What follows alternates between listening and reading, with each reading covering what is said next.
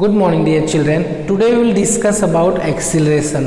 In previous videos we have discussed about position vector, then displacement, after that velocity, average velocity and instantaneous velocity. Now we will see that acceleration, average acceleration as well as instantaneous acceleration. So first of all, what is acceleration or average acceleration? Acceleration means change in velocity in given time interval of time, or you can say that ratio of change in velocity with respect to time interval, जो कि आपने lower classes में भी पढ़ा है. Lower classes में आपने क्या पढ़ा था बेटा? a is equal to v minus u by t. In 9th standard you have studied that acceleration is change in velocity or rate of change of velocity, or you can say that change in velocity with respect to time. Okay, definition will not be changed beta, वही आज भी definition रहेगा, but here we are discussing about vector quantity, so along x axis as well as along y axis in 2 dimensions. Okay, so acceleration, so first of all we will see that average acceleration. Average acceleration is denoted by a bar line over the a is equal to change in velocity, change in velocity delta v by delta t, delta v by delta t, that is the change in velocity by change in time period or given interval of time. Okay, और इसको कैसे लिख सकते हैं बेटा? as you know that study we have seen velocity, so velocity को इस term में हम लिख सकते हैं बेटा, इसको लिख सकते हैं delta v x i plus v y j divide by delta t. Just separate it बेटा, delta v x i divide by delta t plus delta v y j divide by delta t, that is the acceleration. Okay, just simplify. So here change in velocity along x axis with respect to time, change in velocity, so दोनों velocity का sum करेंगे along x axis and y axis, we will get acceleration. Now we will write here acceleration along x axis and acceleration along y axis. So what we will write here? axi plus ayj, that is the acceleration along x axis, along y axis.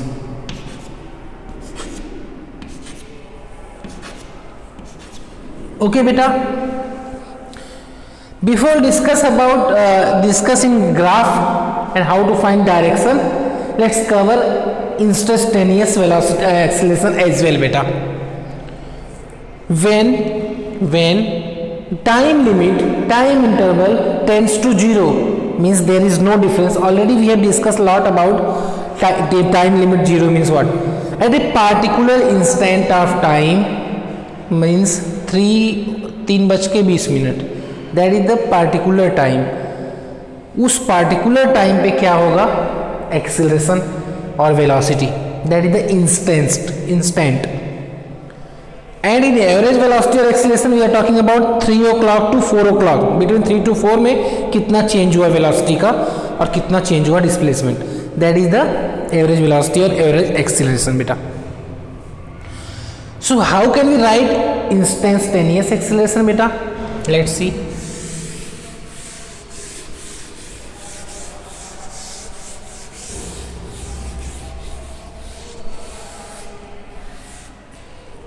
That is our acceleration, average acceleration. Average acceleration become instantaneous acceleration when time limit is 0. It's mean that acceleration, that is instantaneous acceleration. When time limit tends to 0, that time average acceleration become instantaneous acceleration. That is the best way to understand the thing. Here average acceleration become instantaneous acceleration when time limit tends to 0. Okay beta, write in detail. What we will write here? Here we can write limit delta t tends to 0. In place of a bar we can write dv by delta v by delta t. ये जो limit t tends to 0 delta t tends to 0 dv by dt, generally maths में एक branch आती है that is the calculus के according हम इसको क्या लिखते हैं, differentiation of v with respect to differentiation of t, that we have seen previous lesson as well. So what we will write here, dv by dt, that is acceleration. Okay, ये तो हमने लिखा velocity के term में. Now we will write the acceleration in the components of x y. X y के term में कैसे represent कर सकते हैं बेटा, let's C.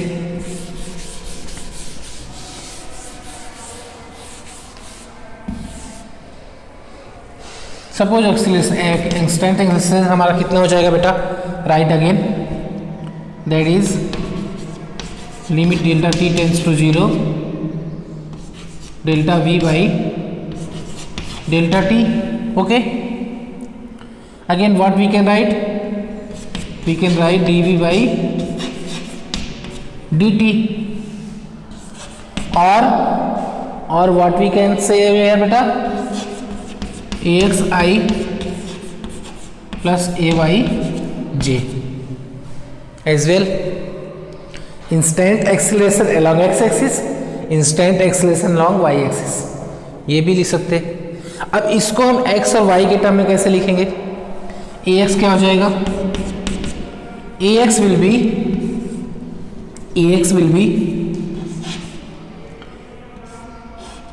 dvx by dt and ay will be dvy by dt. Okay बेटा, अंडरस्टूड. यहाँ पे that is the acceleration ax and ay, ये dv by dt a है, तो x के टर्म में क्या हो जाएगा बेटा, here vx dvx by dt dvy by dt. x की जगह पे क्या हो जाएगा, dvx by dt, और y की जगह पे ay की जगह पे dvy by dt. अब इसको पोजीशन के टर्म्स में लाए बेटा हम, तो और क्या लिख सकते हैं इसको, dv by x we can write here ax is equal to dvx by dt can be written like that, d of dt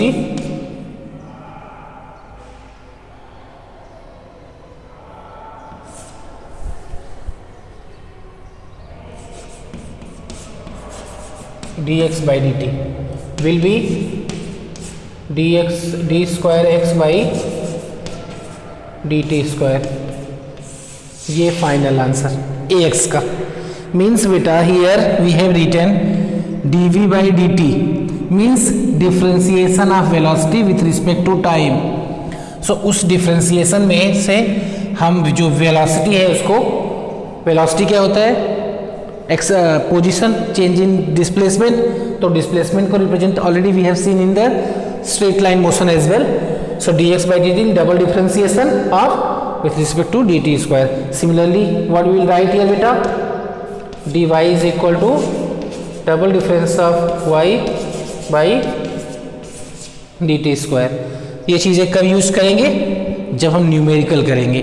when we will do numerical beta and suppose position is given and you have to find velocity and then acceleration, that time we will use that value. Okay,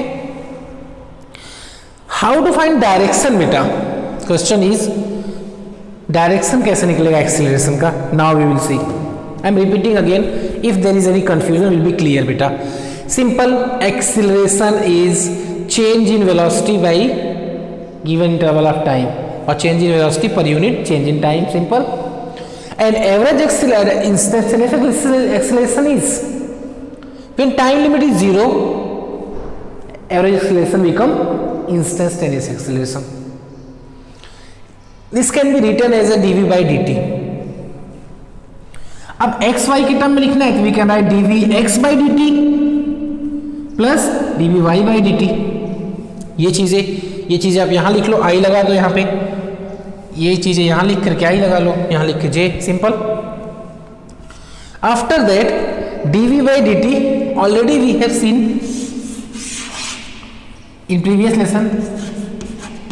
dv by dt is equal to dt of dx by dt. means beta here differentiation of velocity with respect to time. so velocity क्या होती है? velocity की जगह पे हम क्या लिख सकते हैं? Change in position, differentiation of position, वो मेंशन कर दो, बाकी चीजें बाहर ले लो. In place of we can write x. v की जगह पे हम क्या लिख सकते हैं? अब सपोज बेटा, इसको और मैं और क्लियर करूं, if anyone has confusion here, v is equal to dx by dt, ये होता है v की जगह पे. मीन्स जब हम इंस्टेंटेनियस वेलोसिटी निकाल लेते that time dx by dt, पिछले लेसन में भी और कल भी, dx by dt means differentiation of position with respect to time.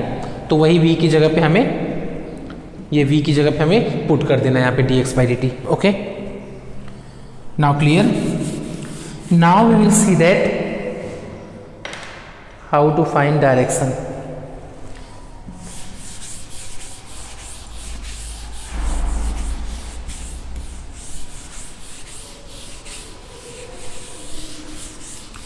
Direction of average acceleration is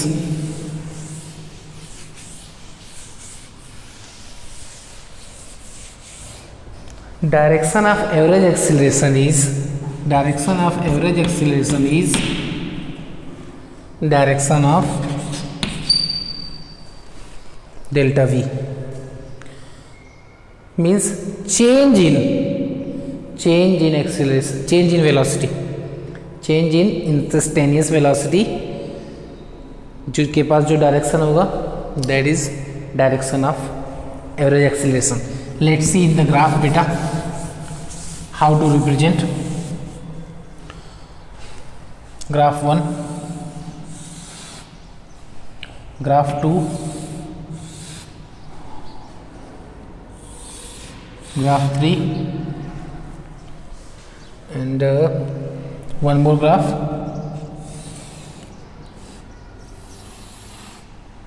Graph 4. Otherwise no problem, we will understand in 3 graph as well.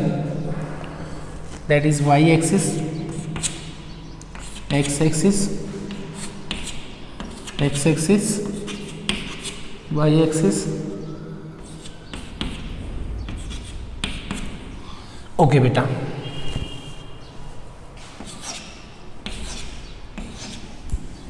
That is origin. Now बेटा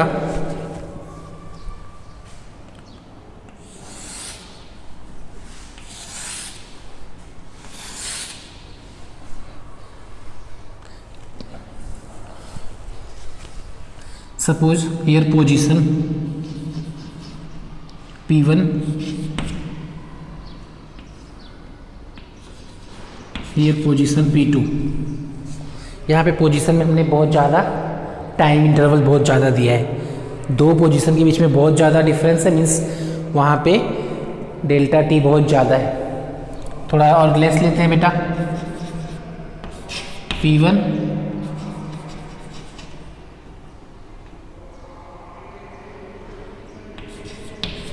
P2 और कम किया, अभी हम एकदम कम कर देते हैं, means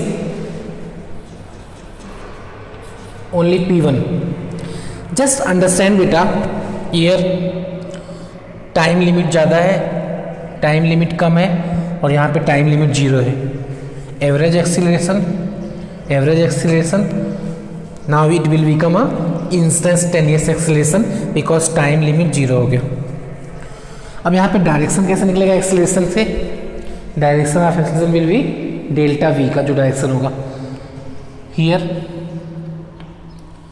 velocity, यहाँ पे इस पोजीशन पे वेलोसिटी का जो डायरेक्शन होगा कैसे ड्रॉ करना है हमें? यहाँ से लो बेटा, हियर हियर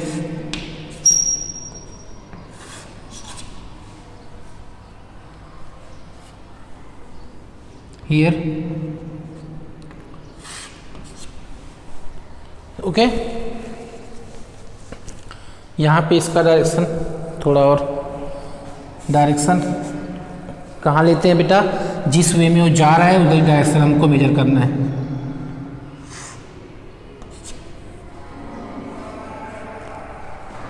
ये पॉइंट पे ऐसे था, फिर ऐसे हुआ है, तो ये डायरेक्शन। नाउ जैसे हम ट्रायंगल लॉ में एडिशन करते हैं बेटा, उसी वे में हम यहाँ पे एडिशन करेंगे। वेक्टर ए, सपोज ये आपका हो गया V1 V2, V1 V2, V है V1। चेंज इन पोजीशन करेंगे तो हम वेलोसिटी निकालते हैं बेटा। So now here that is V1 in this direction, V2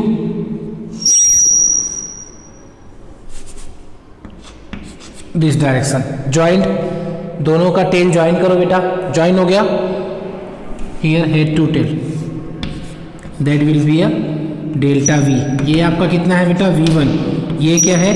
V2, और डेल्टा V इसके हेड से ज्वाइन करो, तो ये जो डायरेक्शन है डेल्टा V का, वही डायरेक्शन होगा एक्सीलरेशन का। I am repeating again, we have taken here 2 position, velocity 1, यहाँ पे इसका वेलोसिटी 1 का डायरेक्शन यहाँ है, वेलोसिटी 2 का यहाँ है, दोनों का टेल ज्वाइन करो बेटा। फिर उसके बाद हेड टू हेड को ज्वाइन करो, तो जो डेल्टा V का डायरेक्शन आएगा वही एक्सीलरेशन का डायरेक्शन होगा। हियर मीन्स ये direction, means that is the direction of acceleration. In this case this direction take, ये थोड़ा स्ट्रेट है, join, direction of acceleration is this direction. What about here बेटा? यहाँ पे 2 पोजीशन नहीं, ओनली 1 है। सो यहाँ पे जो डायरेक्शन है, you can take any one direction between 0 to 180 degree. ये इस डायरेक्शन में जा रहा है। पोजीशन पे कैसे निकालते हैं डायरेक्शन, हमने कल बात किया था। जैसे सर्कल में क्या होता है, दैट इज द टेंजेंट बेटा। तो यहाँ पे इस पॉइंट का हम टेंजेंशियल और you can see the tangent draw करेंगे, वो होगा डायरेक्शन यहाँ पे इंस्टेंटेनियस वेलोसिटी का। यहाँ पे एक ही पॉइंट पे वेलोसिटी है, मतलब ये इंस्टेंटेनियस वेलोसिटी। तो वहाँ से आपको एक कोई भी डायरेक्शन लेना है, that is the between 0 to 180 degree, तो ये इसका डायरेक्शन हो जाएगा। इस तरह से हम डायरेक्शन फाइंड करते हैं बेटा, okay. So position, displacement, velocity and acceleration, इसके बारे में यही सिंपल पढ़ना था। ये चीज़ें आपका और क्लियर होगा when we will back to the numericals.